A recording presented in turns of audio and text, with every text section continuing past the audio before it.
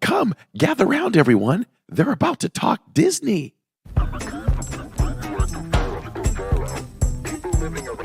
I am still so confused as to whether I'm going to eat at Connections or Creations. So the only way I can keep them straight is I have to think, okay, well, my mouth connects to my stomach, so I guess that's Connections.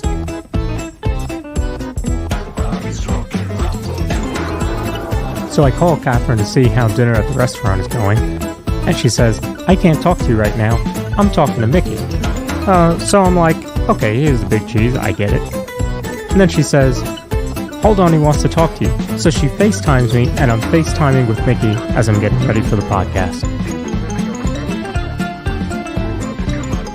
I don't understand why people spend hard-earned money on a Mickey ice cream sandwich in the parks. I mean, we literally all have ice cream sandwiches in our freezers at home. We don't have Mickey bars.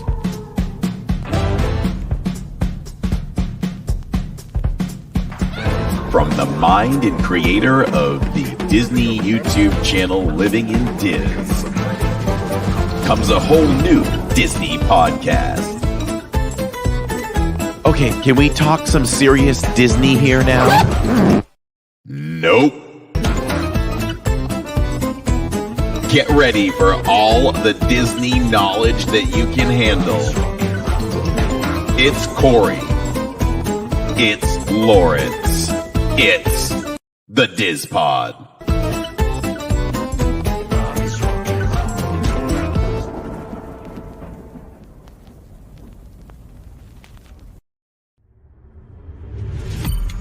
You are now listening to a member of the Disney Podcast family. Head over to Disney Podcast Family on Instagram to see all the latest posts for this show and links to other great Disney podcasts.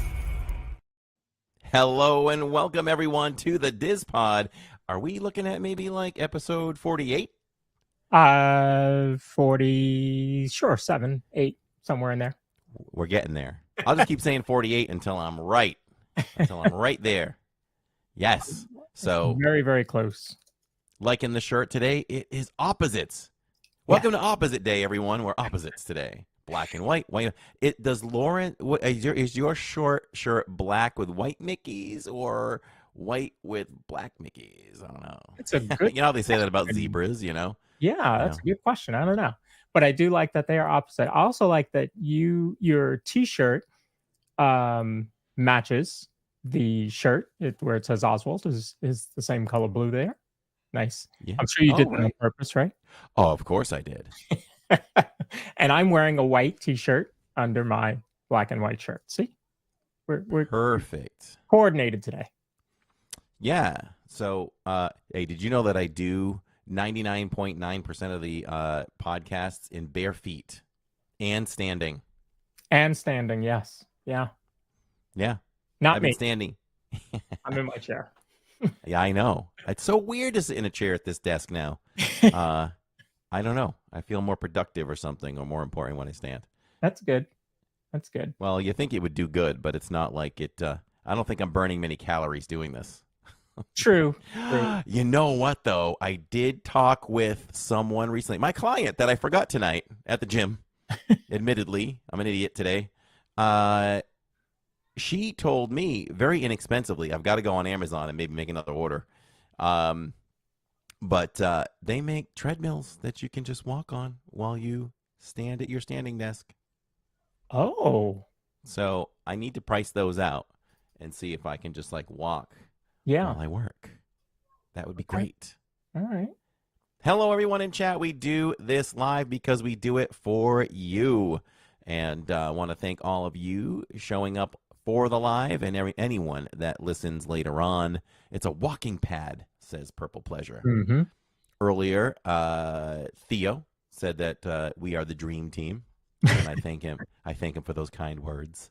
And thank you, everybody, for jumping over from the Members Only podcast. We talked about real estate. Yeah. It was great. Why not? By the way, talked about real estate. 6. Yep. And we told them, and we told them that Neil has made great equity on his property. He bought at the right time. Yes, He did. So I'm really excited to get to our amazing guest, and I definitely want to bring her in sooner than later. So we teased everybody leading up to this, and Brooke probably doesn't know this, but I was teasing people while I was live in the parks and saying this week's guest is Disney cast member turned murderer. And they were like, what?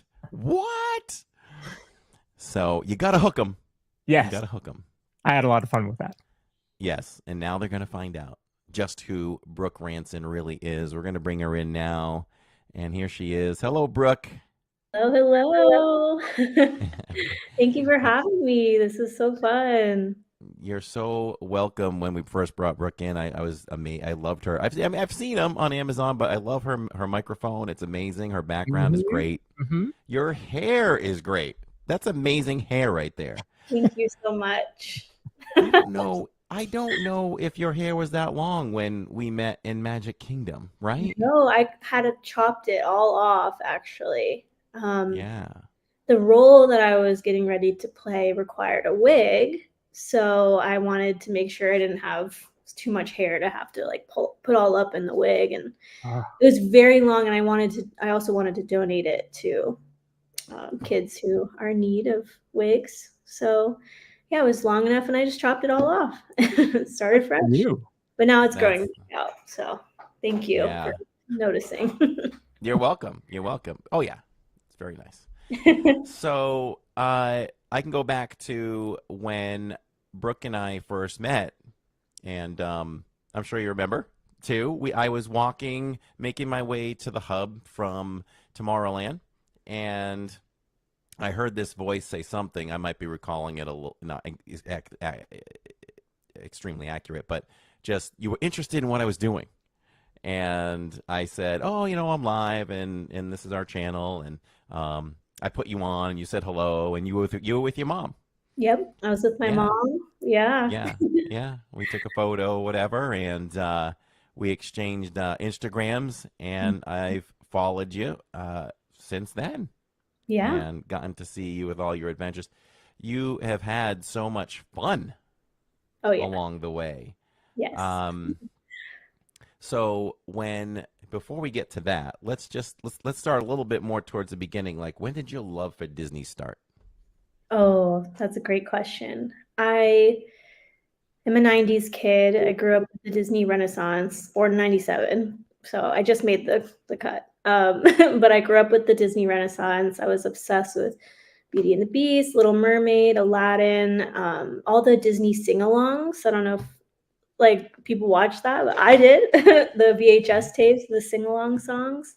Oh, yeah. I loved those, and I always reenacted those in my living room, and just loved Disney at an early age. My grandfather is from Fort Lauderdale, so he would take my mom and her siblings to Disney all the time. They were a Disney family, and they kind of instilled that in me at a young age, brought me to the parks at like 3 years old, and I was not afraid of the characters. I would walk right up to Chip and Dale with my little autograph book, and I just loved it all, and just always loved Disney. And then when I got older, I remember being in middle school, we had a chorus field trip to Disney, and I remember it was that age where all the kids are like too cool for Disney, but I was like geeking out inside and was like so excited to be back at the parks because I grew up going as a kid, and it had been a while. And I remember vividly running away from my friends. I said I was going to the bathroom or something, and I just went and watched the parade, and I was like sobbing. I remember being like, I want to do that one day, and just like had to keep that like Disney nerd in me like secret because everyone else was too cool. But now looking back, I'm like, they're lame for that. I'm like, they're missing out on all the fun. So yeah, after that, I ended up doing another chorus trip to Disney. I went to a different school, and we performed at Disney Springs, and like had this whole master class. And my cousin had gone to UCF at the time and connected me with someone who did the Disney College program. I didn't even know that was the thing. I was like, what is this? I want to do that one day. Like, so my heart was just set on working for Disney. Like that was my biggest life goal and dream. Other kids were like wanting to go to college and be a doctor, and I was like, I just want to work for Disney.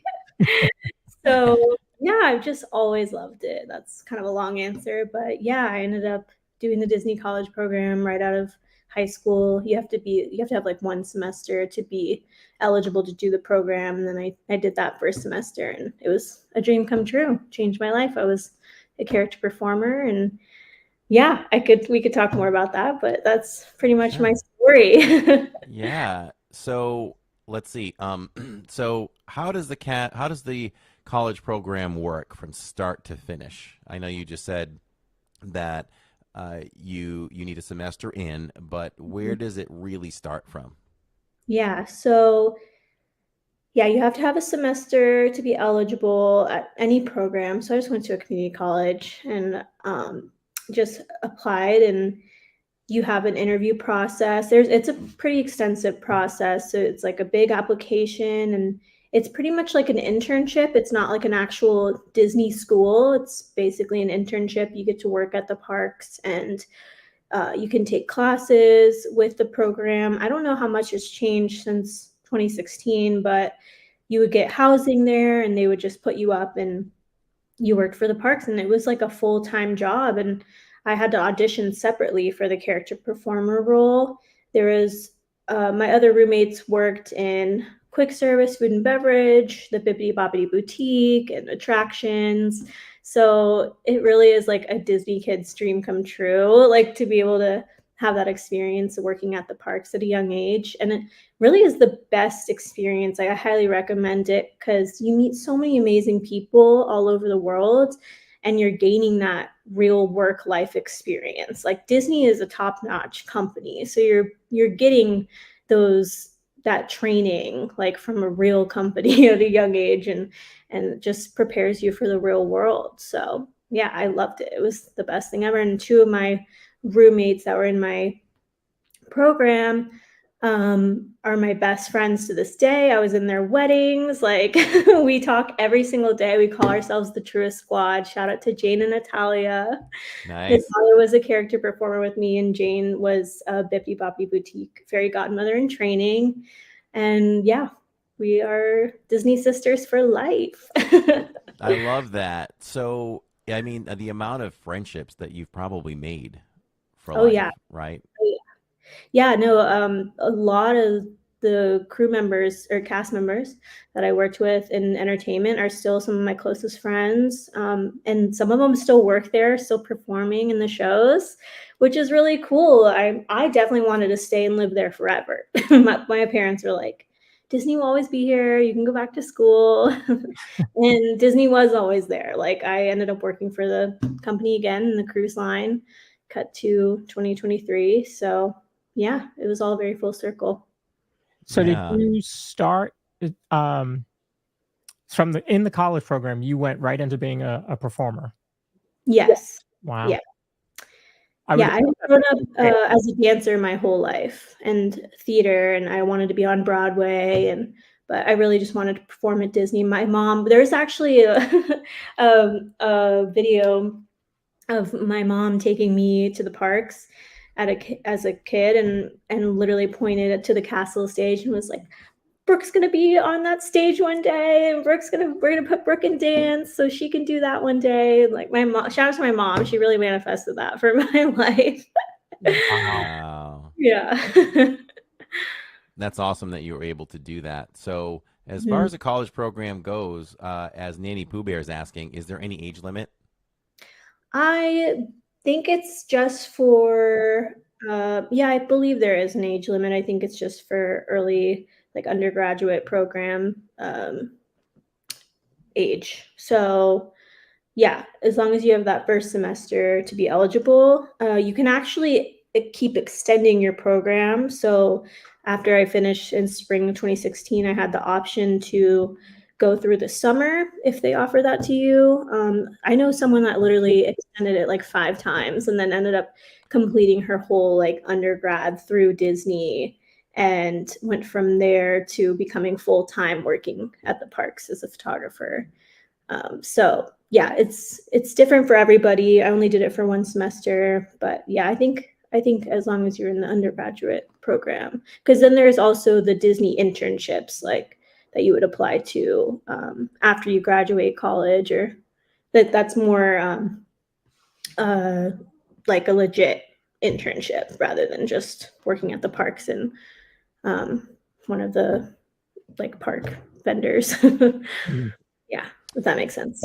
Yeah, because I make friends with cast members all the time that are in the college program, and then I'm sad because they leave. You know, they Yeah, leave, I and know. I've asked them before. You know, well, how can you extend? And I always ask them, do you want to extend? Do you want to stay working for Disney? I love asking those questions. Most Mhm. of the time, they do say yes. Yeah. Others will say, "Well, I have commitments back home. I have to do." But one girl from France was just like, "Nope, I'm done after this." And I was like, "Oh, okay, Yeah, okay." there was because I was supposed to take credits with my school, but I was living in Disney World. Why am I gonna do school at the same time? I was like, I literally spent every waking moment at the parks. I worked there 60 hours a week. It was very intense, but even in my downtime, my free days off, I was at the parks. Like I was spending every moment there. I did not save a dime of that money. I was like giving it right back to them. I was the perfect poster child kid for that experience. Nice. Ah, that's the way it should be. Yeah, You really lived it to the fullest. I You know, you really worked hard and you played hard, which I is my really motto oh yeah. for sure. Kim Patton says, "Do you have a favorite memory or a funny story from your time working at Disney? What stands out?" Oh, um, man, that was the best time of my life, truly. It was just all a dream come true and just so much fun. I have so many great memories. I There was actually one night where they had rented out or blocked out the whole Typhoon Lagoon Park for all of the Disney College Program kids. So we had the whole water park to ourselves. We got all Right. the unlimited Mickey ice cream bars. And I just remember that being so much fun. And then my role as a character performer, I was hanging out with Donald Duck, and Donald was at Tusker House, which is not my favorite place to work, to be honest. It was just a tough dining rotation, and Mm. it's hard working dining because you want to like eat the food when you're there, and you're like so hungry, and you're like, yeah. But anyway, that was still a lot of fun. But there was a time where I was friends with Donald Duck at the restaurant, and we were walking around the dining room, and there was a kid's high chair in the way, and it got stuck. Donald's foot got stuck on the high chair, and Donald face planted on the ground and tried to quickly get back up, brush himself off, and pretend like no one noticed. And then this mom stands up and was like, Donald, are you okay? And like the whole restaurant looks at Donald, and Donald's just like shaking off at himself, like being Donald, and gets mad at the high chair. It was really funny. That was a fun moment. But then there was also I was hanging out with Stitch in Ohana's breakfast. It was my first time with Stitch. Everyone loves Stitch or is terrified by Stitch. There's no in between. So, but it was a magical morning. I was like the first day working there, and I remember it was just really overwhelming. So many different people you have to meet in a certain amount of time, and so and in the middle of it, like in every hour or so, there's a celebration dance with all of the kids and their parents, and they pass out maracas and things like that. I'm not sure if they still do that. I'm sure they do. But I just remember them being like, Stitch, you got to go do the celebration dance. Here's a maraca, go. Stitch goes and has no idea what's going on and is shaking the maracas. All of a sudden, Stitch looks back, and there's a line of precious kids all dressed up in Disney and just smiling and showing off their parents the maracas, and then this Hawaiian roller coaster ride songs going on, and Stitch is just like living his dream. I start crying. Like, it was just so magical. And I was like, I can't believe I'm here doing this, making kids' dreams come true and being these families' core memories. Like, they're filming this experience. And Ohana's is not cheap. Like, it's an expensive dining experience, but it's like one of those core memory places. I remember going as a kid and seeing the fireworks outside of Ohana's, and you just always have that memory with you. So getting to be a part of that moment for other families was like just so full circle, dream come true. So there's been so many memories like that. I have to share one more. Go for it. It was my first time ever performing. I was friends with Mickey Mouse that morning. We were in Epcot, and there was a huge family that comes up to meet Mickey, and it's really overwhelming because you're still getting used to performing. And I meet all the family members, and at the very end, they go, "Mickey, Grandma wants to meet you." So this sweet little old lady comes up to Mickey and goes, "Mickey, I waited my whole life to meet you." Wow. Oh, that gives me the chills. Bawling, like just bawling. It makes me want to cry every time I think about that, because the whole family was so excited, and she'd saved up her money and waited her whole life to get to the parks with her family, and it was her first time ever meeting Mickey at like 80 years old. And I was like, this is just the best job ever. This is the coolest thing. So yeah. So it's safe to say that characters truly cry happy tears inside. Oh yeah. Oh yeah, It's a, characters love making kids' dreams come true, so 100%. so here's something from my perspective in the parks. So we're live in the parks all the time, as you saw. And 2 or 3 years ago, I said, it's kind of like every year I say, what can I do to get better? And I felt like I needed to get better at my own character interactions because, number one, for our audience, I want them to have something memorable to watch from home. I want them to see a great reaction and exchange between me and some of the characters. And also just for myself. Like and I want to thank, the audience for bringing that out in me, because although I don't seem like I'm shy, there's times that I'm shy. If I Mm-hmm. didn't have a camera with me, I don't know if I would meet the characters, but it really wouldn't be a great interaction most of the time, probably. Be like, okay, hi, thanks. Oh, I love you, Mickey. All right, let's take a photo. And I'll be like, okay, I don't know what else to say. But I Yeah, really did. it is. Yeah. So I really did make it a point. I said I want to be the best I can be. And I feel like I'm really good at it now. And I just wondered, and you talked about it a little bit, what goes through the characters' minds when you're meeting them? Because I had an exchange with Mickey the other night over at Hollywood and Vine. And now and then I pull out this really cool shirt that has Mickey and Minnie on it. It's all red. And it has the Great Movie Ride sign in the middle Mhm. of it. And they're looking at it. So, that taps into people's emotions about the fact that Great Movie Ride is gone. And now Mickey and Minnie's Runaway Railway is there. So Mickey and I talked about that for several minutes. He really Mhm. liked the shirt, and I said, well, I says, Mickey, it has been a long time coming for you to have your own ride. I said, I was so happy for you to have that, get your own ride.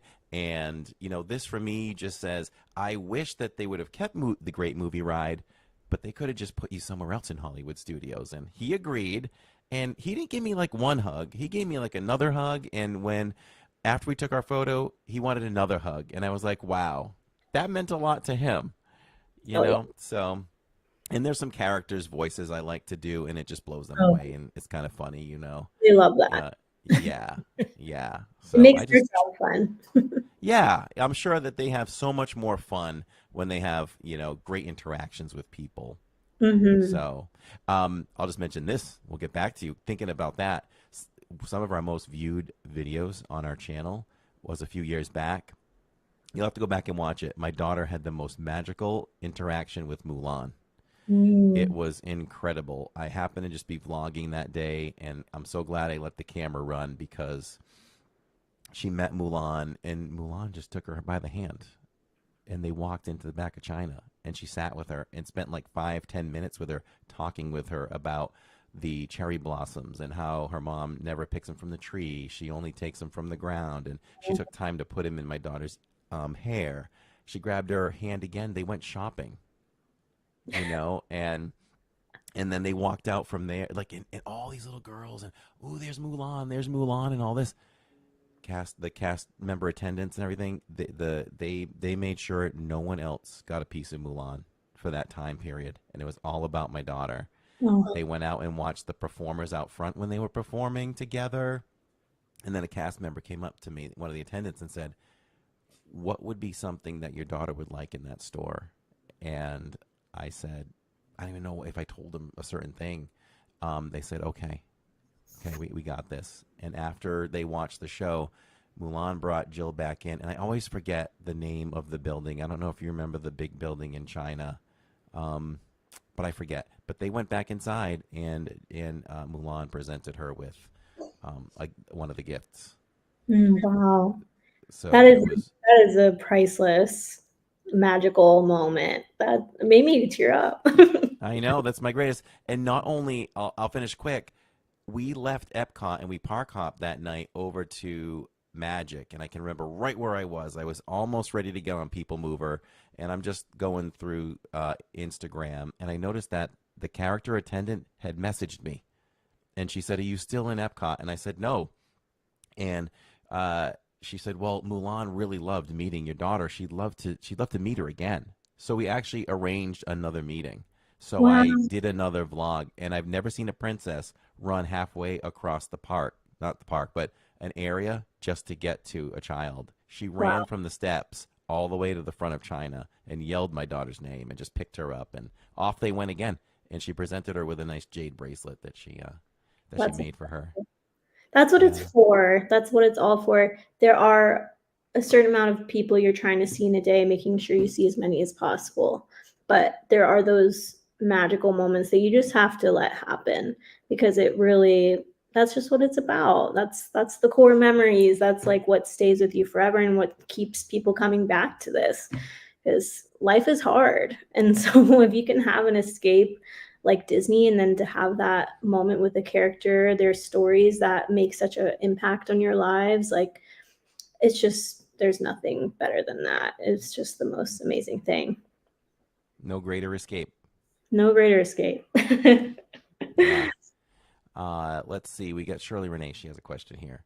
Is it true that characters are supposed to let you release the hug before letting go? Good question. Yeah, actually, I was taught that the characters should hold the hug as long as possible. I mean, it's not like a rule. It's not like you'll get in trouble for that. It's like, it's just one of those things, because each kid or person responds differently, and it can be a very emotional experience for people. So you just don't want to ever rush that interaction with them. And yeah, you would want to hold on to that hug as long as possible. But in the back of your mind, are you thinking about the fact that there's all these people waiting in line, or are you just focused on just that child or that family in front of you? It's both. You're also thinking, how much time do you have left in the line, but also they're very specific on the guest interaction of making sure. I think it's called pass. There's there's a plane in the back.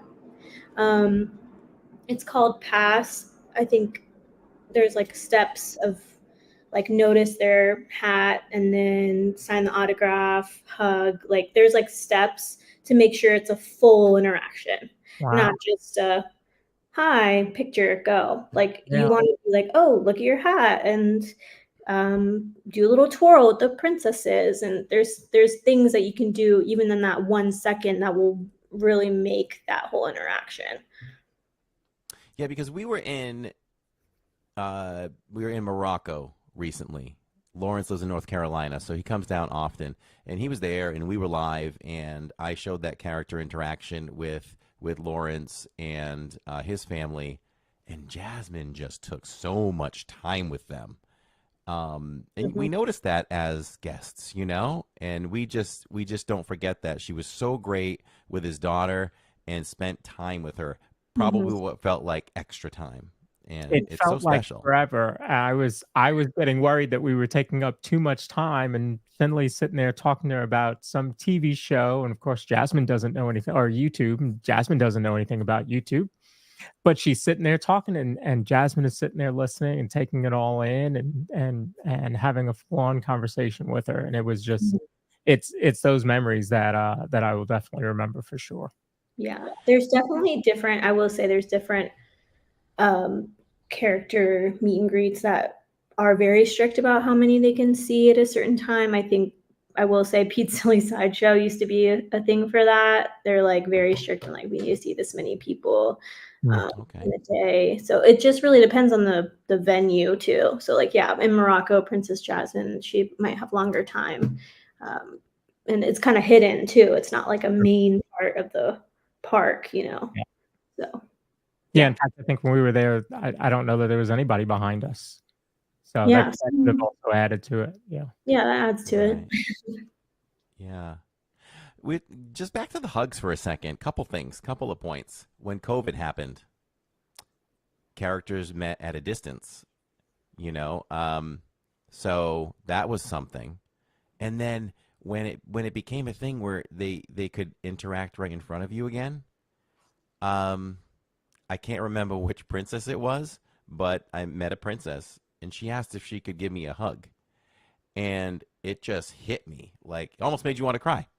It was like, oh my God, like, yes, you can. You certainly can. This meant so much more, than just a hug from the princess, but for her to ask and just everything that we led up to that with the world and everything, quite an emotional moment there. So it's definitely important. And maybe even going back to Mickey, Mickey gave me several hugs because we had such a great conversation. But now and then, I think you can just tell that they care, because you'll even get like a little bit of a rub on your back, which shows more care. And I'm like, wow, that just makes it feel more special. Does that make sense? Yes, yeah, it does. It really does make all the difference. And I get really emotional when I meet them, like especially Mickey, because he's so classic and he's the center of it all, and he's just Mickey. He's the most humble mouse and also the richest mouse in the world. I've had some great interactions recently with Minnie and Mickey. We were in Minnie is just always so beautiful, right? She is always dressed to the nines. The shoes match the outfit, the bow. Oh, yeah. Man. So I just said to her over at Topolino's for breakfast once, I says, Minnie, I said, is it possible for a man to fall in love with a mouse? She goes, mm-mm. She pointed right at Mickey. And I was like, okay, I know where I stand. Yeah. And we were at Hollywood and Vine once, my family and I think it was for my birthday. And my wife got on a kick with like, Minnie, I think Mickey makes enough money that we need to go shopping. We need to buy some diamonds on his credit card. He's doing okay. So Mickey comes back and she tells Mickey about the whole thing. She's like, Mickey, we just talked to Minnie and we're going shopping on your card because you're the big cheese. Oh yeah. Yeah. Donald and Daisy have the same kind of banter back and forth too. Like, Daisy, did you go shopping today? She's like, yeah, I got Donald's credit card. Nice. You have to go back when you have time and look at my interaction. It's a short on our channel with Donald. Most amazing interaction. One of the most amazing I've ever had. Donald was so super funny. He was complaining that the people didn't tip across the table. And he and I had the greatest. Do you have that? Do you still have that like queued up, or is it gone? I have it queued up. Okay, that's okay though. She'll have to go back and see it, or we can send her the link for it. Yeah, we'll send you the link for it. It's really funny. Yeah. Please. One thing I wanted to throw up there. You posted this, and I stole the picture from it. But this is when we first met.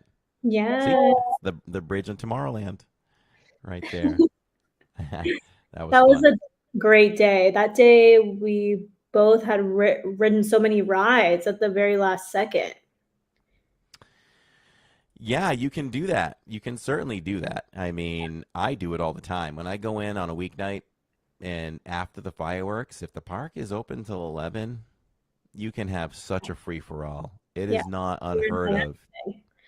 And Yeah. that day actually was really crowded too. So me and my mom were so excited to just be able to get on everything like that we missed that day, back to back to back. It was so fun. That's awesome. So where are you now? Are you on the West Coast or where are you? Yeah, I'm on the West Coast. I just moved to Los Angeles. I'm pursuing the acting world, TV, film, because I also do production. I love filmmaking and all of that stuff behind the scenes. So yeah, I literally just moved here at the beginning of March, and I'm trying to audition. I actually just had an audition for Universal Studios yesterday. I've never worked Wow. for them, but yeah, I made it to the final stages, so we'll see what happens with that. So we'll Of see. course you would. Good luck with that. Let me know Thank how it you. goes. Yeah. And so yeah, that's kind of where you're heading now. You want to get into whatever you can get into, I'm sure, Yeah, or TV, I just want movies, to whatever. get paid to tell stories and make people laugh and smile, and any way I can do that would be a blessing and an honor. So yeah, I'd audition for everything and I apply to everything and we'll see what happens. So I'm not opposed to working at Disneyland. That's an option. I really would love to go back to cruise line. That was an amazing experience, being a part of the Incredibles with them, but I'm not sure if Pixar Day at Sea is coming back. You don't know those kinds of things. So yeah, this industry is very unpredictable. So what Yeah. was what was your first role outside of Disney? My first role, I actually went to back to college in New York, and nope, take that back. I actually went to work on Stranger Things in Atlanta, 'cause that's where I'm from. So I was doing school online and I was working on the production for season 2 of Stranger Things as a stand-in for the kid actors, and because I'm small. So I was a stand-in for Will, Dustin, 11.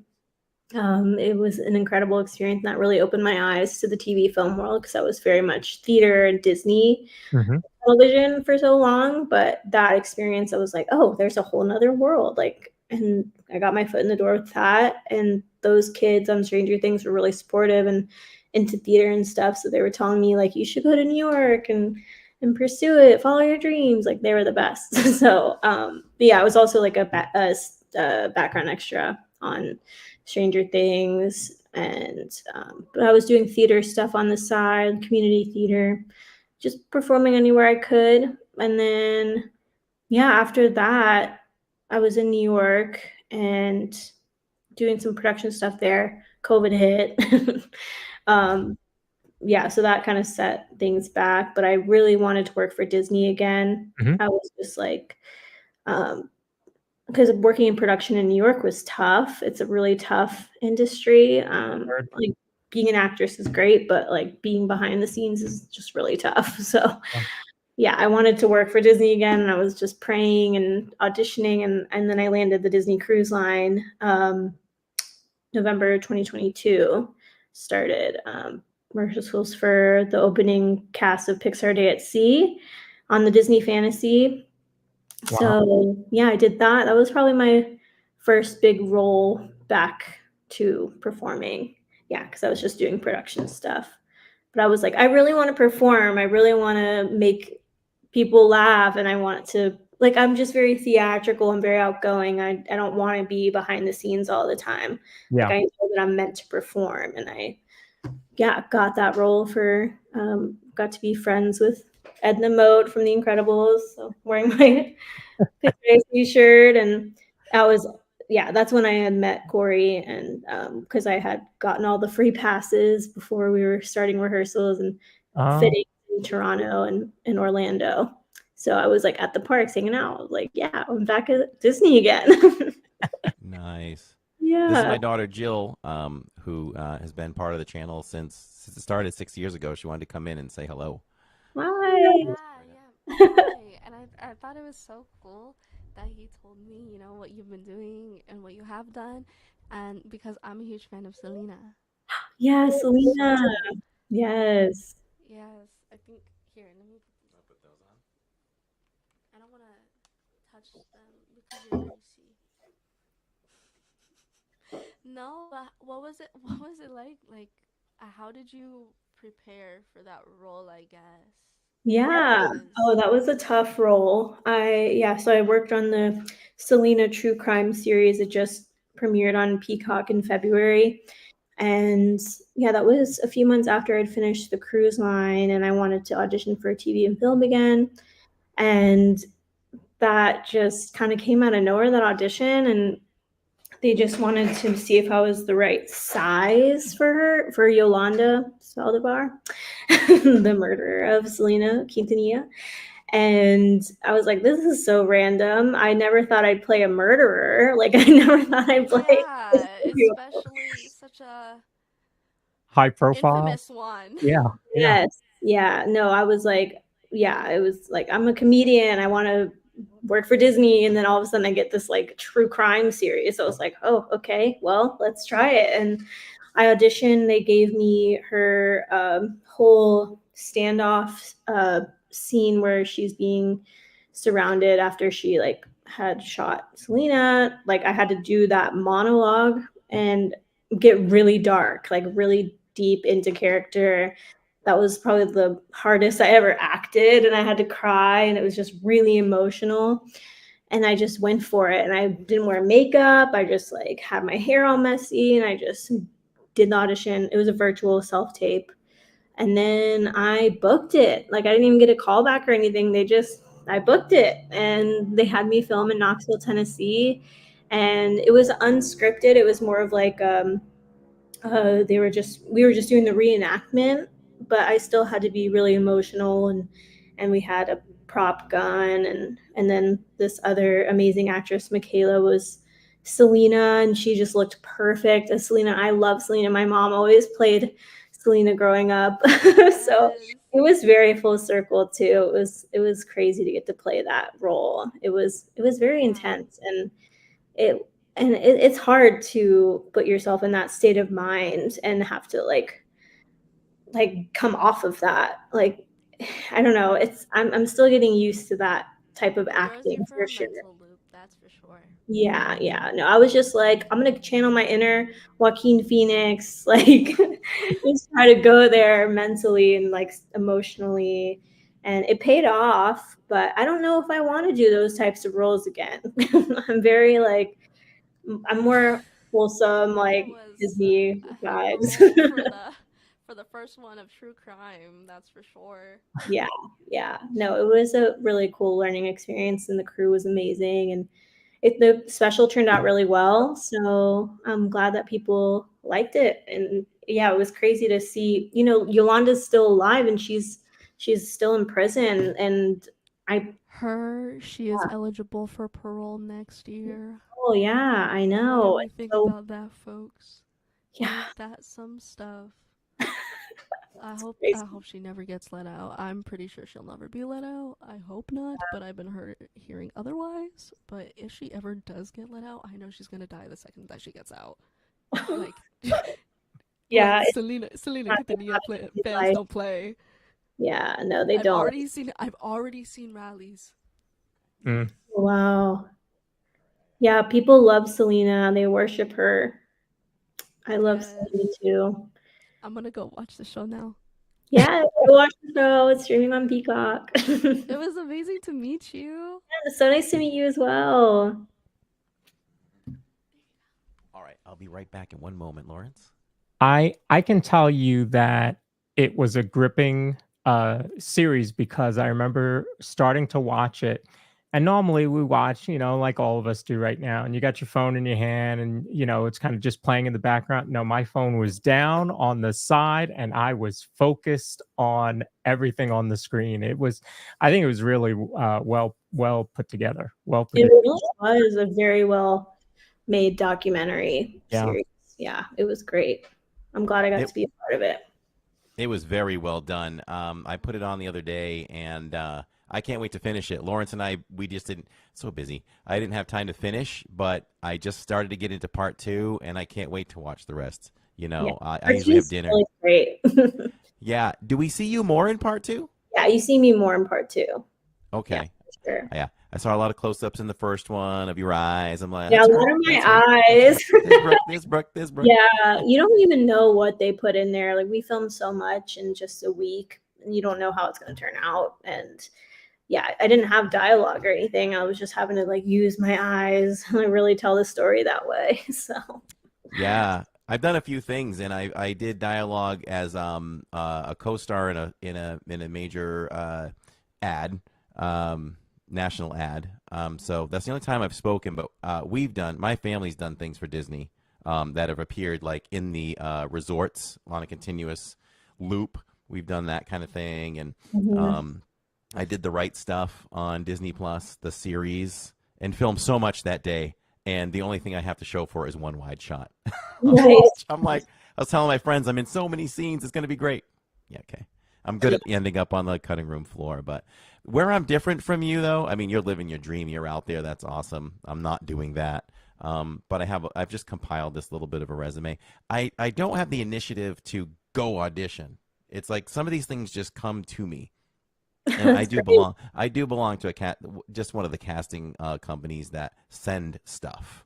So that's when I go for things. But I never like look for stuff and go do it. If somebody pushed me and said, hey, like if you're like, hey, we got this role, we think you'd be good for a few lines of a character, I'd be like, okay, Brooke asked me, I'll go try. You know, Yeah. and you know, but I don't take the initiative. I gotta take the initiative sometime. But you said that you love the whole production side too. I am fascinated by all of it. By all of it. Anytime I've been in a production, I make friends with the crew. I watch everything they do. That's always been in me my entire life. Yeah. Yeah. So and my favorite hobby is watching behind the scenes on YouTube, like of how they made the movie and the crews, like interviews. I love all of that. Even working for Disney, I was just so excited to be able to see like how it all works behind the scenes. Like that was like the best thing ever. My family and I starred in the mini series Psychic Kids on A&E a few years ago. So we were the main stars of that. So we know what that's all like. The limos to New York City, staying in the West End, you know, photo shoot, all that stuff. I love it all. I love it all. I want to do more. So we'll see. We'll see. We'll see what else falls in my lap. No, you should just submit to an agent. Just get good headshot. Get a good headshot. That's all you need, and then submit to agencies. Yeah. Pretty much. Yeah. And I think yes, that too. And when I have more time, I'd like to start getting to some voiceover work because I think that would be a lot of fun too. You were talking about playing, you know, you get right into probably the most difficult emotion to play, crying, and that emotion you had to bring out with Yolanda is probably what I would think in acting is the most difficult thing to do.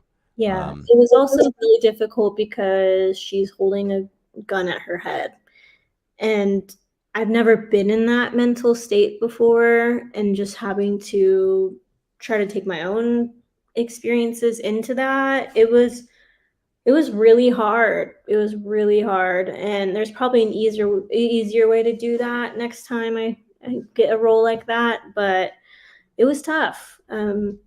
Definitely paid off because I want to be as authentic as possible in my acting, of course, but yeah, it's hard. And then I was very, very strict about the prop gun, making sure it wasn't a real gun. Every single time it was brought on set, I made them test it out. Good for you. Yeah. Good for you. You got to really pay attention. Unfortunately, a tragedy happened last year, you know, on set. And and as a matter of fact, I was talking to a guy that works on several shows last year, and to my surprise, he said, and maybe this is the way the industry's changing with guns, that a lot of them aren't even firing guns so much now. It's like fake rubber guns, whatever, plastic, and they're using CGI to put in the explosions and the sound now. So right, yeah. I'm sure that's pretty intense. Yeah. Yeah. So, it's 8 o'clock.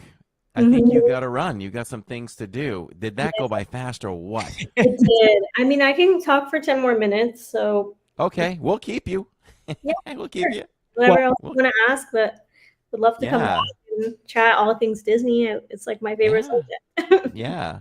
Yes. My daughter Jill was definitely fangirling there for a little bit. I had a coat hanger come in from under the door, and she was texting me, "Can I come in?" I'm like, "No one's allowed in here when I'm doing this." But I kind of knew what she was getting at, and so I let her in, and so I told her what we're doing tonight. And she's like, "What? No way, no way." Yes, yes, yes. So That's that's awesome. great. well, there were a couple questions, so we Yeah, can. throw those up. So speaking of behind the scenes, is there a Disney secret that you can share? Oh, that's good. I don't know. That's my mom that just comes right out with the hard questions. A Disney secret that I could share. I don't know. Help me out. Is there like a specific I'm thing guessing that you're talking about college parks, maybe Say it again. like the about? park, like the utilidors or something. I would assume. Oh, the parks. Yeah. Have you been Yes, down the utilidors? there is a tunnel underneath Magic Kingdom. Yeah. Have you? Where have you worked? What's your path? Like, where did you work? Which parks? I did And was it all all of that. characters? Yeah, I worked very closely with Mickey, Minnie, Donald, Daisy, Stitch, Piglet, Miko from Pocahontas. And so with that being said, yeah, wink wink. This is for you guys. That's the Disney Listen. secret right there. That's the magic. With that being said, I was at every single park, and I could share one. I hope I don't get in trouble, but there are sometimes you'll So be listen, I'm going to say one thing. I got time. It wasn't one-on-one, but I got some private time with Tony Baxter, who is the creator of Big Thunder Mountain and Figment and all that stuff. He did a charity event, so we got to watch. I live streamed an intimate interview with him. Yeah. And you know what he said? He's like the big cheese. He's big. He's a legend. He's a Disney legend, right? You know what he said to us? He hated Figment. He hated the new Figment. And you know what he said? He didn't work for Disney anymore, and you don't either, right? He goes, "What is Disney gonna do? Fire me?" And I was like, "Wow." Oh, I mean that's true, but I do want to work for them again. So Okay. Disney, forgive but her, I will. please. I could Forgive her. share. She's being careful. Sometimes there are in the Animal Kingdom specifically, you'll see, and no one notices them, but it's so obvious. But it'll be someone like me walking around in a gray T-shirt and carrying a big black suitcase across the park. No one even bats an eye, but Yeah. they work for Disney behind the scenes, working very closely with some of the characters. So there's that. Yes, that's a great little hint to people. So everyone, now anybody that's listening tonight or on the replay, when I'm live, I will turn the camera over to that particular person if they're walking through the park, and you'll be like, okay. And I learned that from a friend, so that's something I knew. Yeah, it's like secret, but not so secret because they're walking right through the park where everyone is on stage. There's backstage and Yes. on stage. And yeah, but I really loved working at all the parks. I think my favorite was either Animal Kingdom or Hollywood Studios. I didn't like Magic Kingdom that much. It smelled bad underneath there. Okay. It's not magical backstage. Do you think is it just the massive amount of like trash cans and things where stuff is being dumped down? Going down there, food, they have dining and stuff for the crew, and then you just see like all the happy magical cast members just like on their phones or smoking, and it's like it just is very jarring. It's a very jarring experience. I was gonna say that, like, I've never smoked, but I'm gonna pretend that I'm lighting up a cigarette. You could see Cinderella, kind of like Not Cinderella. Well, there are public pictures. You know what? I don't even know if they're public. Me doing what I do in the healthcare field, I do come across former cast members and things like that. So maybe it was a photo album I was looking through. But Yeah. you can see those things. Those things Yeah. happen. Things happen. Those things happen. Yeah, I What- definitely have more secrets, but I don't want to get in trouble. What is we your were favorite ride? My favorite ride? That's a great question. Haunted Mansion, through and through. yes. Haunted Mansion, Tower of Terror. I love all of those. I love the dark rides.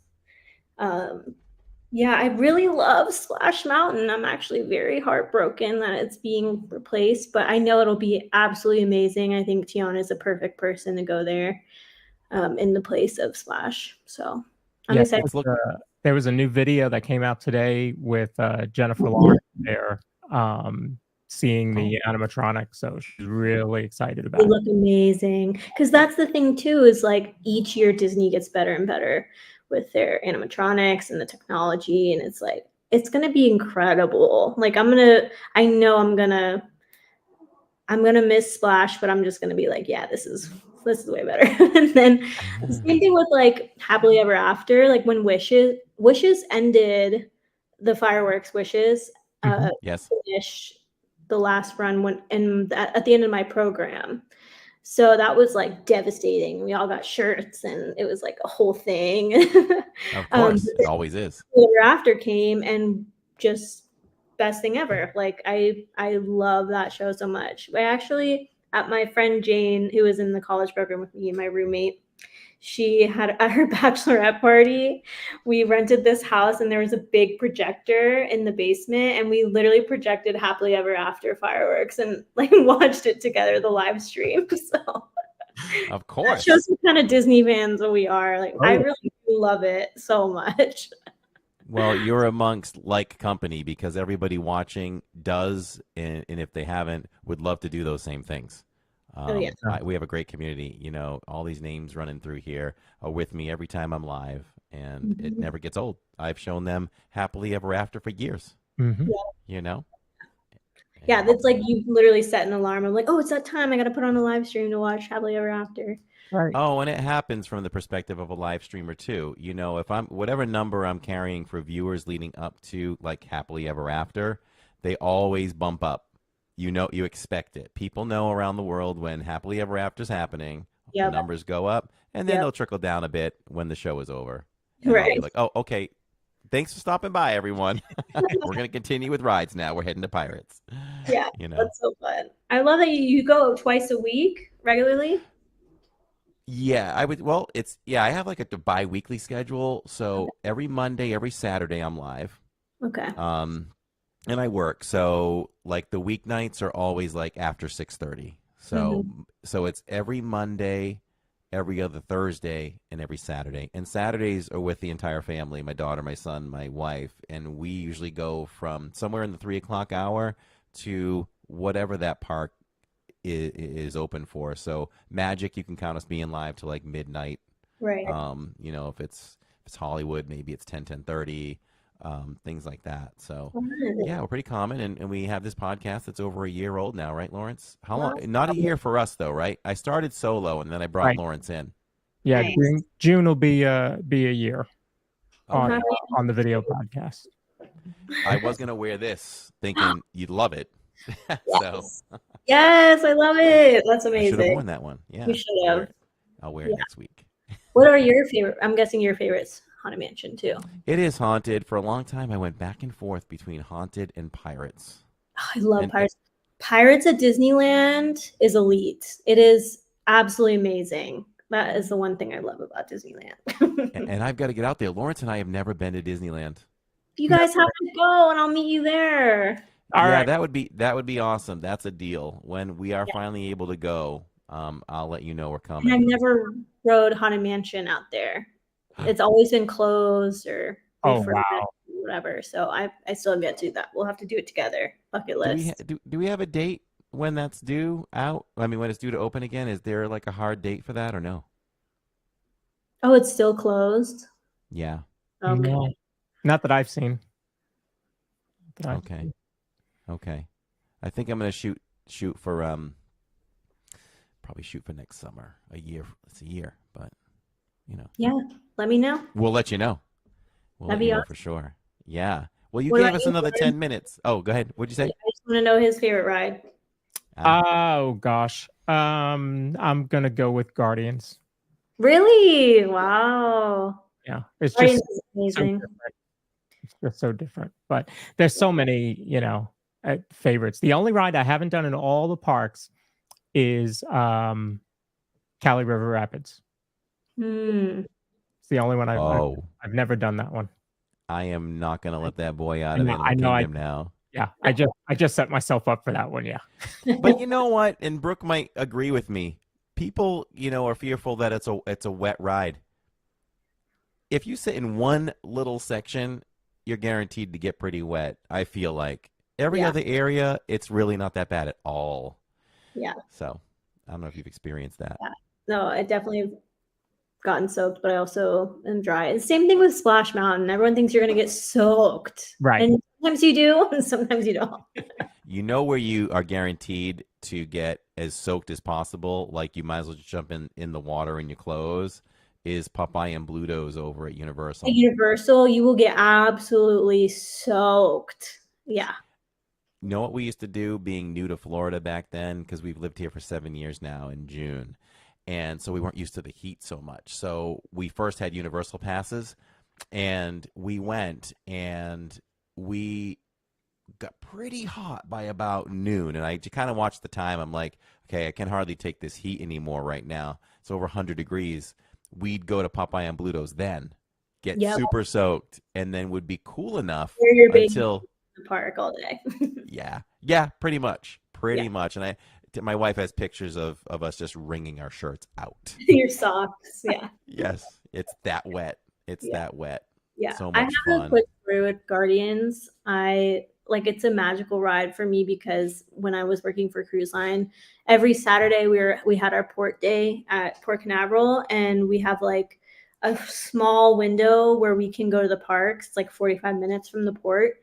And we would just ask the cast members, like, hey, we work for Cruise Line. We only have this much time. Can we please get on the ride? Like, we didn't get a chance to reserve our ticket or whatever for Guardians, and they would let us on. It was like just so much fun because when you get to just skip the line and it's like the best new ride, it's like, yeah, like we love it. It's just so fun. Yeah, that's awesome when you can do that. 8 That's years. about Oh that. gosh, my wife is correcting me.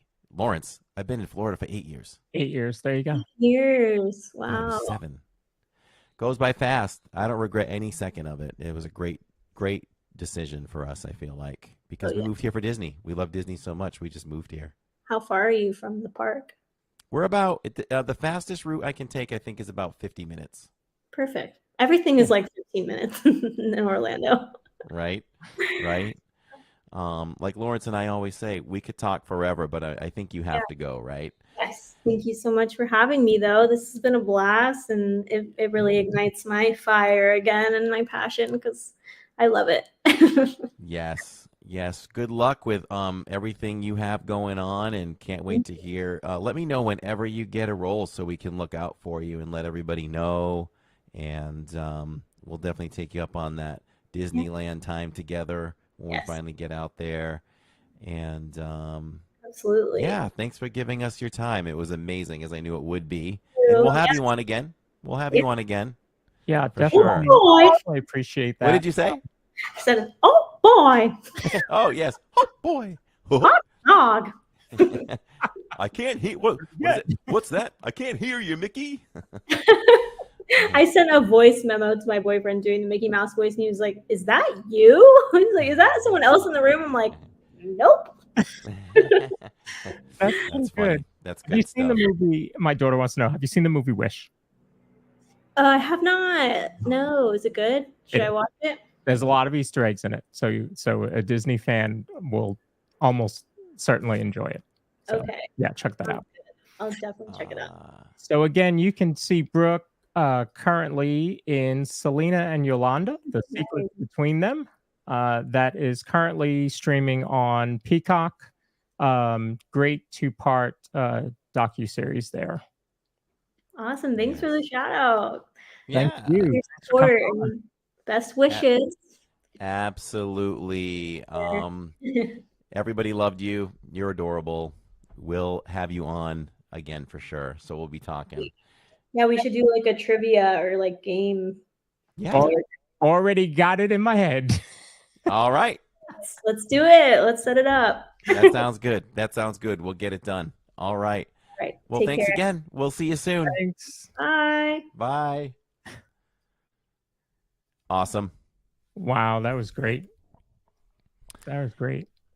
We keep setting the bar higher and higher, my friend. Listen, her Mickey voice, that was pretty good. Yes, it was. That was pretty And good. I was in a weird position. That was not my best Goofy, so I got to give her my best Goofy next time. That was not good. Wow. So, yeah, so- amazing to be able to have her on and talk about the college program and being a cast member and being on the cruise line and now moving into television and movies. You just started out with just small little semester doing the Disney college program, and now, telling you, keep your eye out for her. She's gonna have lots of projects for sure. yeah, Disney's such a great stepping stone for people. It really is it's only the beginning for Yeah. something. I mean, that looks so good on your resume. In every industry that people start out in, if there's just places where if you have that on your resume, it goes a long way. Mm-hmm. I will have to rewatch as a former cast member. I always like to hear other cast member stories, says Make It Blue. And I got to meet Make It Blue over at Wilderness Lodge, I believe it was. Nice. It was a pleasure. It was a pleasure to meet her. She says, I would not be where I am without the college program. 2 times about to go my 3rd. I really want Jacob to get into the Aspire program. When the time comes, I think it'll be great for him. So, I would like to see him. And for people who don't know what that is, and Disney's running commercials for it now. They're actually running commercials for it. Okay. Where if you are a cast member, Disney will pay a full ride to any college program that you take, 2-year, 4-year, whatever. They will pay the full amount of that. You just have to work for Disney, but you don't have to work for them when you're done. You can go to be a dental hygienist. Uh-huh. You could go to be whatever else you want to be, and you don't owe Disney anything at the end of that. Wow. Free and clear. So Certainly worth looking into. Yeah, any kids that are able to do that should really do it, no matter what. I will make a reveal for LID exclusive. I am coming back this summer working at Disney's Riviera Resort. Awesome. Yeah, keep us posted as to where you are. And we're all over the place on Disney property. So if I ever know you're in the area, we can always go over and say hello. Because we like doing that as well. Let's, while I'm thinking of it, let's just jump right into our sponsor quick and we'll pop right back. Looking for a home that offers the perfect blend of luxury, comfort, and convenience with Disney World in your backyard? Victor Naraki is a licensed realtor with Vision Home Real Estate LLC. He is here to help you find the home of your dreams. With over 13 years of experience in the vacation home market and a proven track record of success, Victor is the perfect partner to guide you through every step of the home buying process. So why wait? Visit DisneyAtYourDoorstep.com today to learn more about Victor's exclusive range of properties and schedule a viewing with him today. Your dream home is just a click away. If you're... And I have to add, I got to really work on switching this with that ad too. I've been reading in the park, so I changed it. But Victor would really like people to visit him at celebratingflorida.com. And his email is victor@celebratingflorida.com. So, so to wrap that up, definitely check that show out, Selena and Yolanda on Peacock. It's really gripping. It grabs you from the beginning. I mean, I wondered... Ooh, shoot. Ooh, I just dropped something. I wondered, if it would be an easy watch, and I knew a minute in. Yep. That it with this. I want more. I already wanted more. It Yeah. was very well done. Yeah, I was really happy that it was like that and not an odd feel to it. Like it got you right into it from the moment it started. So yeah, I'm looking forward to finishing part 2. Absolutely. So check that out. And let's see. Oh, is it ever going to be out on DVD? Don't know. I don't know. Who knows? Maybe Michelle, it'll turn up on something that's free in the future.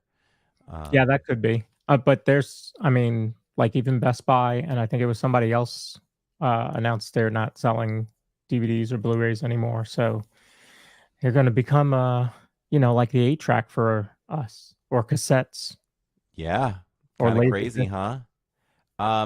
What I ended up doing was I don't have Peacock, so I just paid the $5 or $5.99 for 1 month Oh, okay. to Yeah.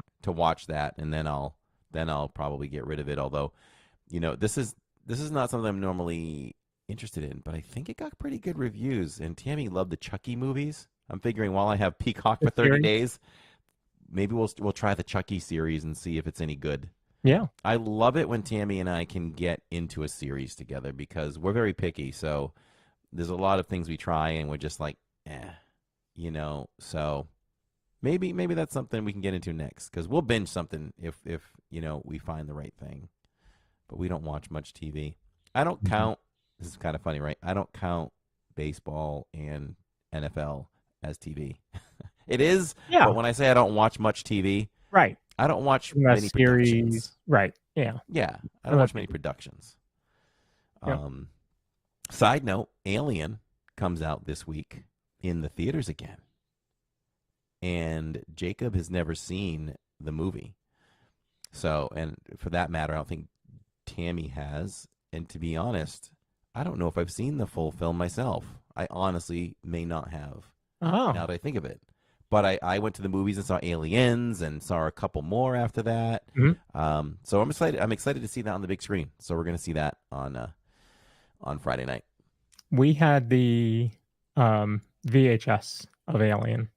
I remember. Okay. That. Yeah. So yeah, I guess they're putting it back in the theaters because now there's a sequel coming up. So they're probably trying to ramp people up to getting into the sequel. I heard Spider-Man 2 was in the theaters recently Yeah. too and made like $800,000. Can you imagine that, just making a quick buck? Yeah. I mean, that, maybe this is a trend of something that's starting to happen, or we're just, with anniversaries, because also this weekend is the original Mummy with Brendan Fraser is out in theaters. I thought about going on Sunday to see that, but it's closed captioned on the screen, so that's a little too distracting. We saw Avatar like that by accident. Oh wow. I didn't realize, and it was like time-wise, it didn't make sense for us to bail and wait for the next showing on another screen. I just find myself reading it. I can't take my eyes off the words. Yeah. So it gets distracting, especially when the actors are speaking what you're reading. Yeah. So Alicia was surprised that Tammy likes Chucky movies. She does. How about that? I love closed captions. It's a must for me, says Caitlin. Okay. But I will say that you do find it can still be helpful, because even during Avatar, with some difficult language that they used, it did help a little bit to see the newer Avatar movie like that. So, all right. Have we covered everything? Is it time for Inside the Parks? Yes. We can do that. I don't even know what we're talking about. Let's do it.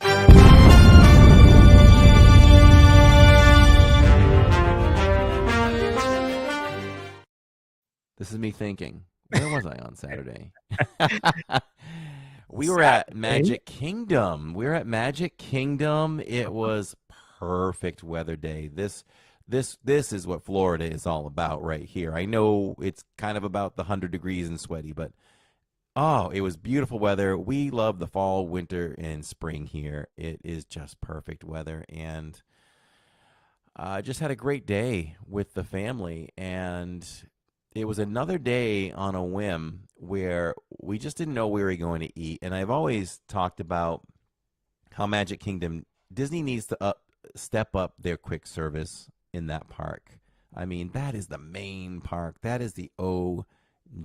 And if you go around the park and look at quick service options, you have Casey's, and Casey's is outstanding in my opinion if you want a hot dog. I just don't want a hot dog every week. Right. When I really want it, it really hits the spot. I don't think there's a better hot dog, in my opinion, than a Casey's hot dog. Good beef hot dog. And I love the toppings they put and change the variations of that. As my brain walks around Magic Kingdom, I do not ever really care much for Cosmic Rays. It's pretty standard theme park food. Yeah. Or even I shouldn't even say theme park food. It's more of like amusement park food than, like higher elevation park. So yeah, it's kind of Yeah, I ate there, I think, with Steve Bullock and family, I think. The last time I ate there, and it was just so that I could get the that when you tried I tried to order the clam chowder, and I was raving about how Cosmic Rays finally got some good food, and that was a fiasco that was quickly helped out and solved by the cast member. But the burger wasn't bad. It wasn't bad, and I'm not saying I won't eat at Cosmic Rays again, because I will. But I just think the quick service options could be better. Harbor House is okay. The fish sandwich isn't outstanding. The chowder, though, is very good. The chowder is very good. From a New Englander, I can sign off on that for sure. I think Sleepy Hollow is the best quick service, as David and SC. I probably can't. Well, I would put that second for myself, because I think that you can't go wrong with the fajitas over at Pecos Bills. But the fresh fruit waffle sandwich, I always say, is the best quick service snack in Disney World. It's so great. And you can also get the lunch version or dinner version over there, which is the spicy chicken sandwich in a waffle. So David's pretty close on that one for me too. So the quick service could be better. So we went over and we found reservations available for the Plaza restaurant. It's been something that I've seriously been thinking about for quite some time. And for whatever reasons have come up, we just didn't end up doing it, and finally talked Tammy into doing it. And we were so pleasantly surprised. We walked out of there, you ate there too, so you can say what you thought. And I don't think that you raved about it as much as we did, but we were amazed at the atmosphere is lovely. It's an old time feel. You kind of feel like you're eating in a fancy place in the 20s. Right. Felt like I was back over at the Grand Floridian Cafe, which we ate at a couple weeks back. Right. And the service was also, it's always outstanding with Disney.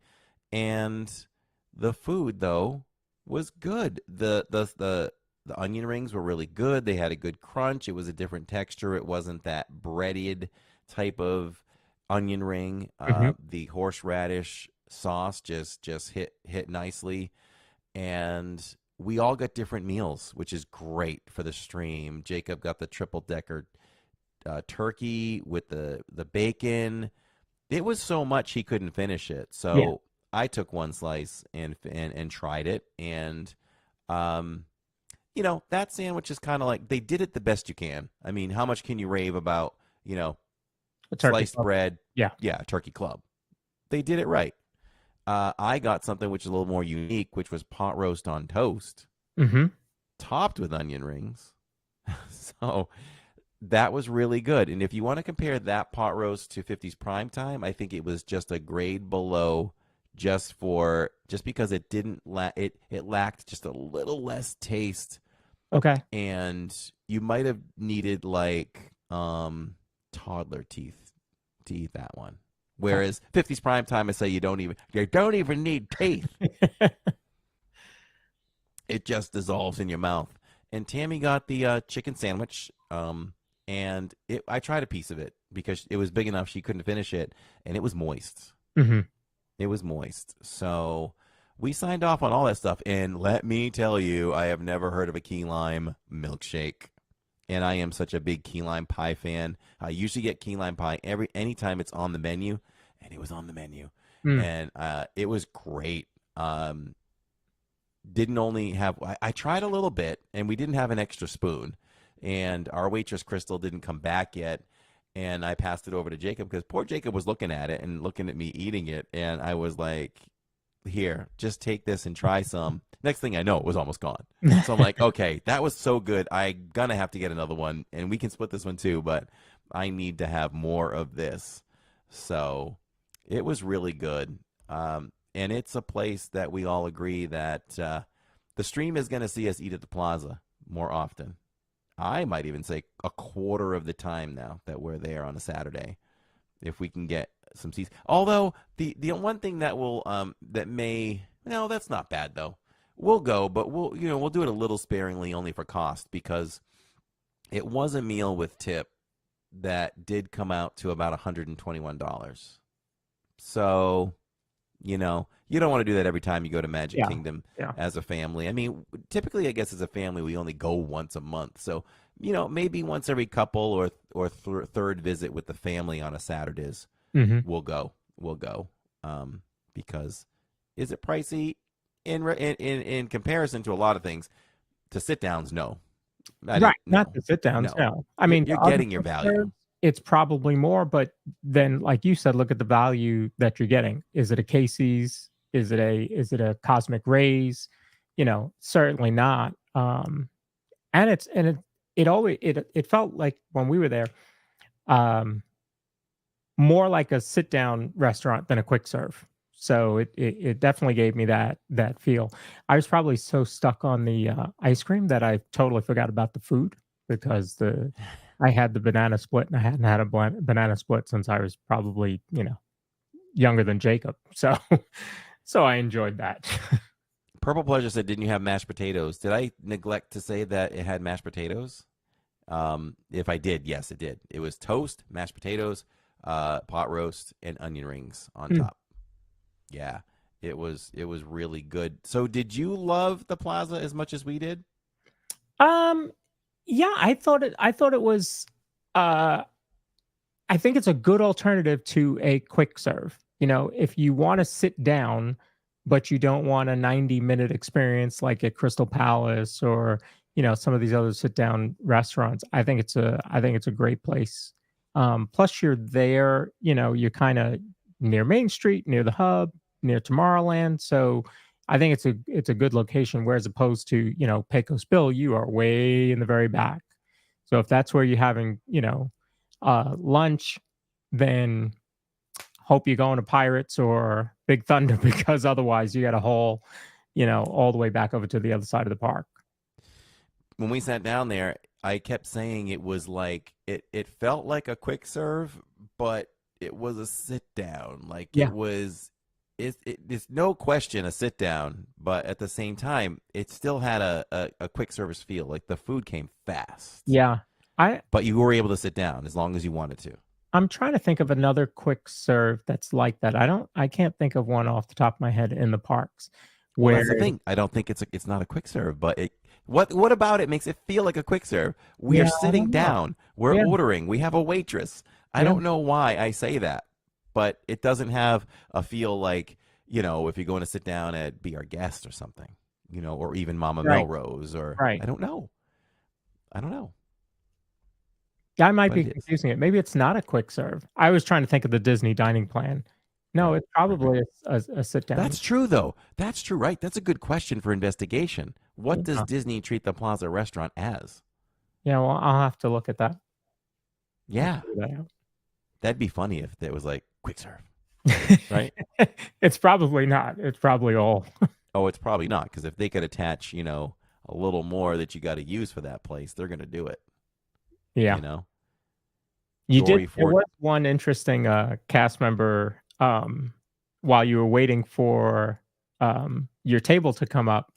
The kid, I showed this to Catherine the other day because she hadn't seen it. The kid that got the digits. You remember that? Yes. So the camera was pointing towards the front door, and there, I think his name was Lewis. Oh, okay. I think. And you all get to see something unfold right in front of your very eyes. These young ladies went over to one of the hostess and handed them a note like it was class. And they go off giggling, and Tammy and I are watching them and like, what's the deal? And we look over at him, and he's got a note, and he's kind of smiling and blushing, and then he looks at the note, and I was like, oh, did you get the digits? And the cast member friends, he showed it to them, and they're like, oh, yeah, he got the digits. That is funny. I wondered if those girls were local or if they were just visiting. I don't know. That was an interesting day. Jennifer L. says the food looked really good at the plaza. Dory says we never actually ate at the plaza, but after watching your vlog, now I want to. We usually just get the ice cream. And David and SC asked a very interesting question. I'm going to have to ask because I would get this again. I would get this on the walkout over Starbucks in a minute. If I could get the key lime milkshake in the Plaza ice cream restaurant. I wonder if there's certain things they limit from one side to the other, but we're going to find out. Probably, yeah. Yes. Lawrence, where did you get the banana split? He got that at the Plaza restaurant. Yep. Where we ate on Saturdays. For sure. Yeah. I think the Plaza is technically both. The inside section needs a reservation like you saw, but the outside tables are the quick services. I didn't know that.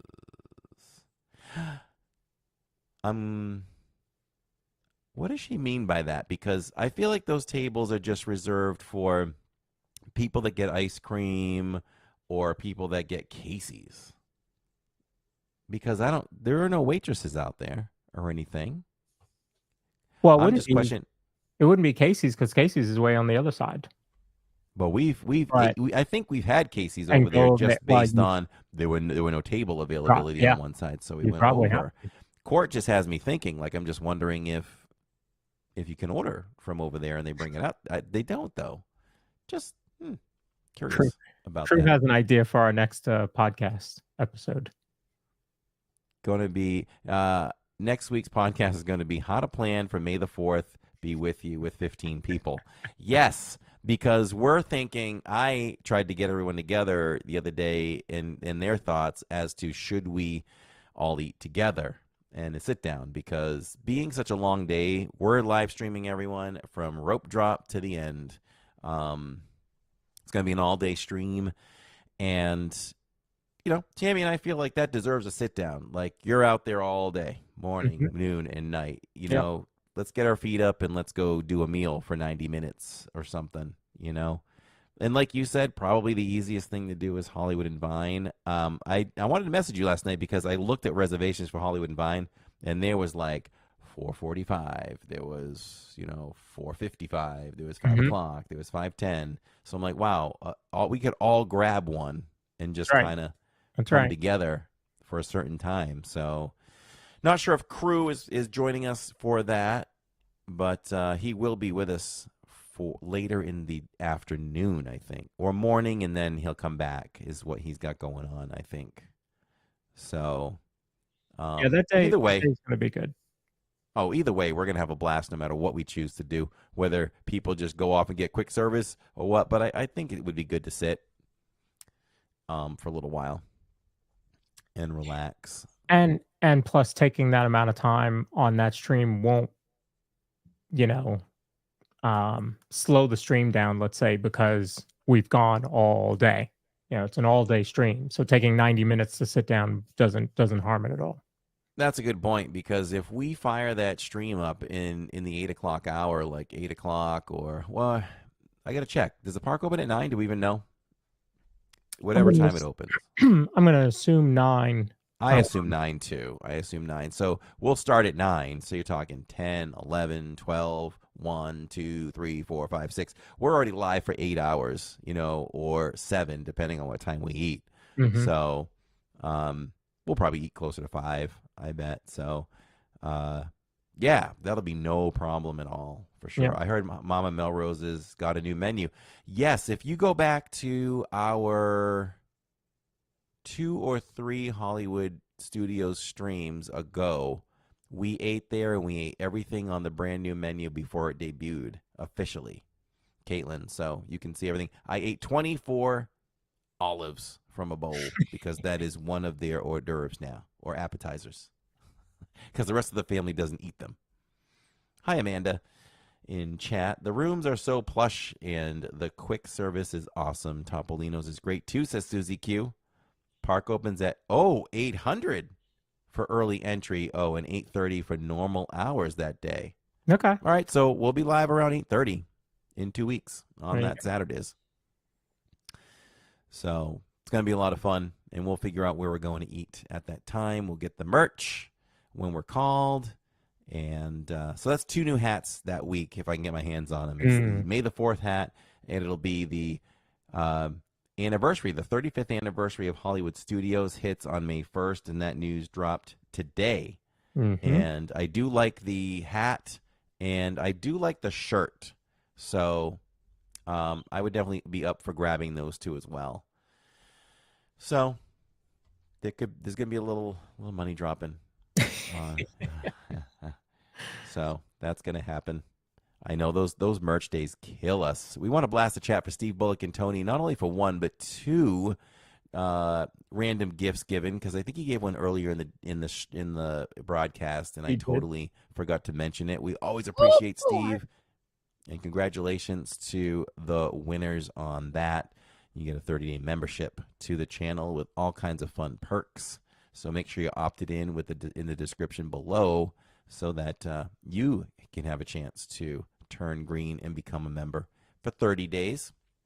Also, check out livingindiz.com. It's a really great website to keep up with the channel and what's going on. We have our bulletin board.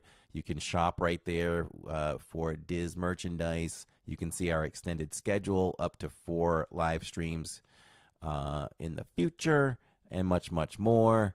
And yeah, so we had Brooke on today. Brooke was amazing. Brooke and I talked the other day and went back and forth about what we're doing. She's heading for much bigger things than me right now, but yeah, we get to talk a little bit. And I love that she talked about how amazed she is by production and behind the scenes stuff. Doesn't surprise you with what I've done with the channel for 6 years, right? Being able to do things like this, but I'm always amazed and always love behind the scenes stuff all the time. So it's really cool. Love that stuff. I hope I always have. When something goes away, something else comes. You know? I'm always like, so I'm like, what's after this now? Sometimes I forget. I'm like, oh, we're actually have our own movie. You know? Like I'll think about, we haven't done any extra work lately. I've said no to multiple potential projects recently. Just it's hard to do it with work. You know, the movie industry and TV and promotions, everybody, they work Monday through Friday. Yeah. They mostly work Monday through Friday. So any jobs that come up, I have to say no to a lot of them because of the times they come up. So, but when things come up on the weekend, we always look at them and see if it's possible. But I've said no before because of the stream too. Like, no, we're supposed to stream Saturday, so we'll stream. The scale of the production is absolutely insane, says Caitlin. Yeah. And like I said, we've been involved right to the very top with stuff we've been involved with. I mean, to the point where, you know, the family was the star of the show. So if it started to like drizzle, Tammy and I had people holding umbrellas over us. Not even just hand you an umbrella. Hey guys, it's raining. No, we're gonna hold this for you. Wow. I'll share one quick story on production. You guys know I love food. So when I was on the set of The Right Stuff, we had wrapped filming for the day, and I had already had breakfast, and breakfast was amazing. It was amazing. Can't remember what I had. Like everything breakfast was there, and I tried everything. And then we went over, and who basically became my one of my partners in multiple scenes.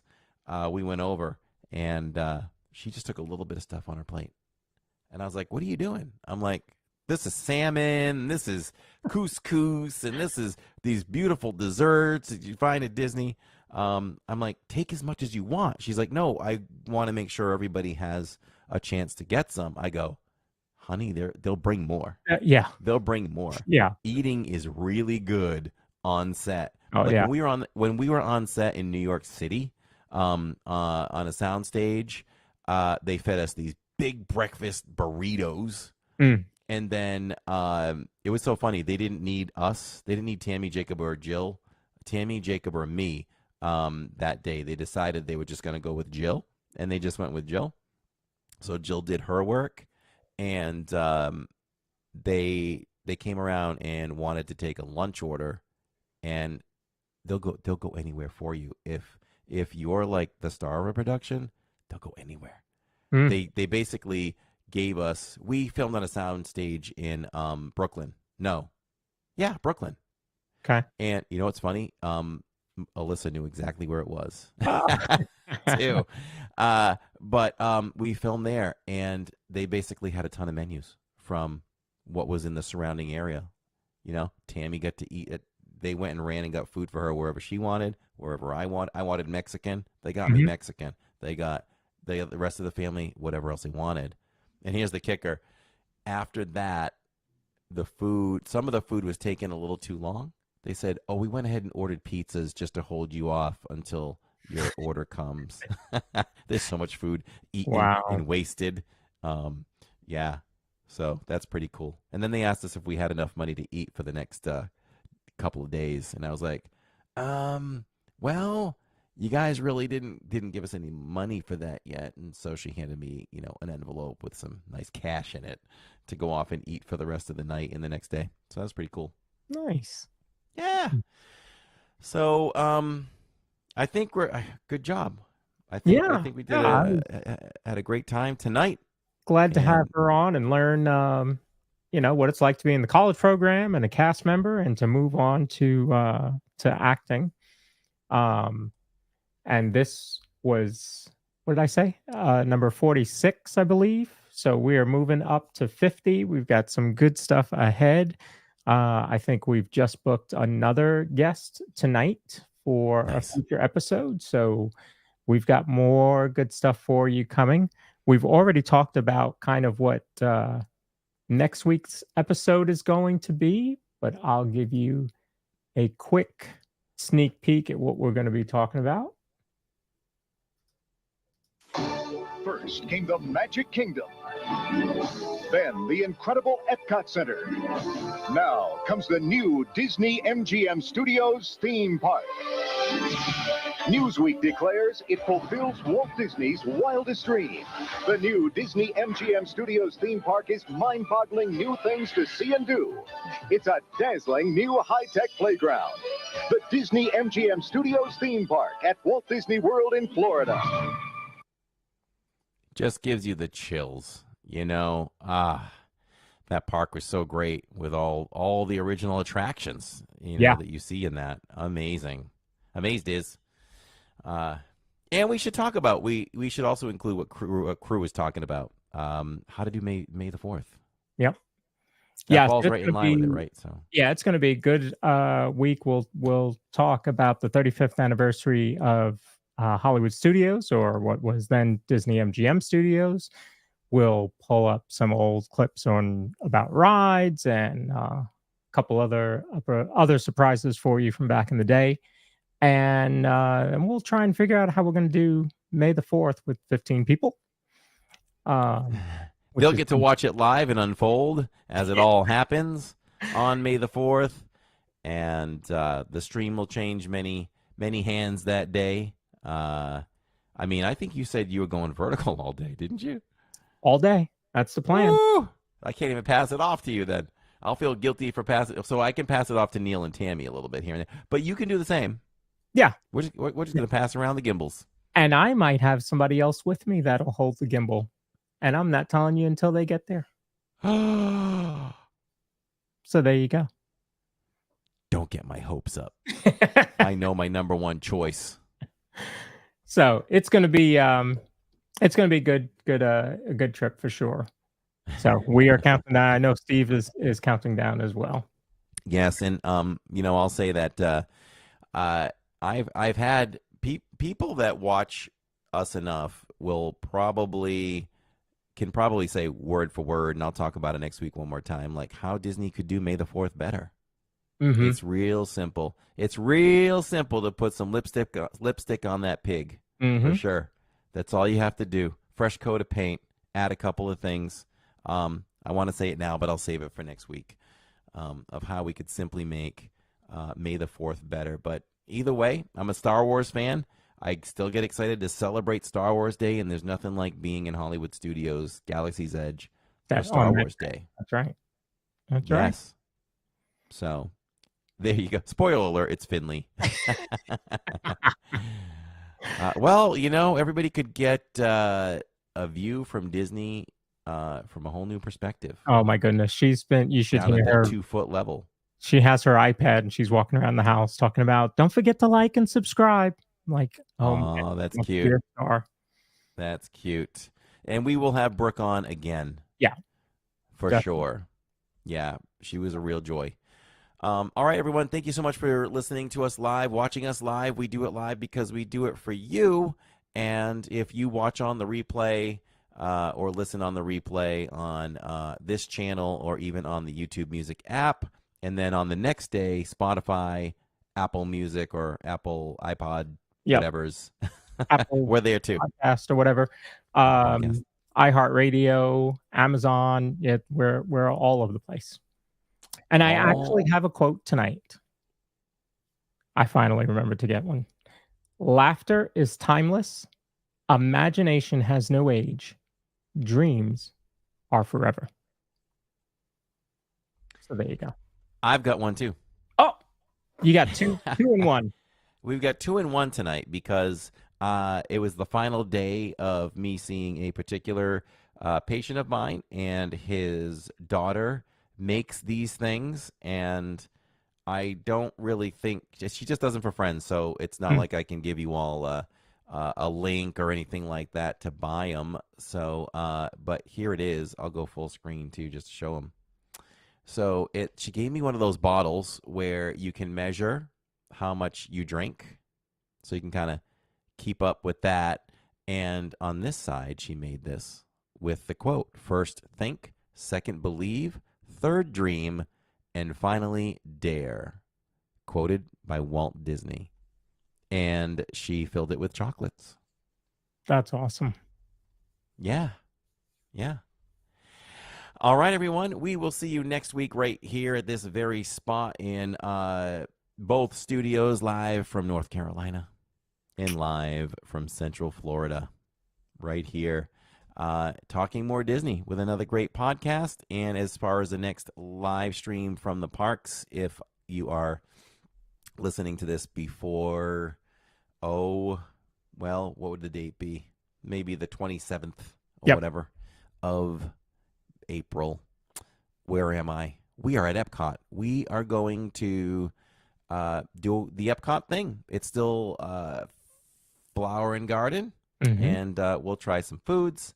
I got to go get me some gumbo and see what Jacob thinks of that.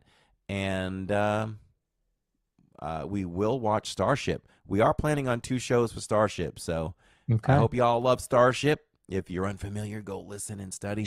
But Tammy really that's a show she never wants to miss besides Boys to Men. So I made sure that we were there for that. And as far as Luminous goes, at this moment right now, we are just going to do rides right now. Not worth risking the channel over Luminous. We will be watching that together for sure someday again. But for now, we're going to hold off on that. If something changes leading up to Saturday, we'll do it. But and we'll do the World Showcase walkthrough, all that good stuff. So, and if you need to watch Luminous, Corey has prior, streams of Luminous on the channel.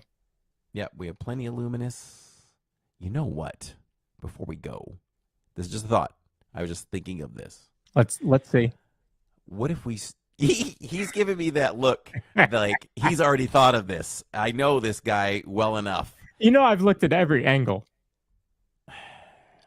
What if we did something like recorded one of my streams of Luminous, and then we played it, we linked it to the live stream and played it when the live stream was over? I don't know how many people would stay and watch, but it was just, that was totally off my head, off my brain as we're saying goodnight. But we could talk after if you had a different idea. I had a couple. I don't think they're gonna work, but that Okay. would work more than mine. So It's a testament that we're always thinking, though. We are Yes. always thinking. absolutely. So for now, everyone, we are just a couple of bros talking Disney. I'm Corey, And I'm Lawrence. and this is the DIZ Pod, everyone. Have a wonderful evening.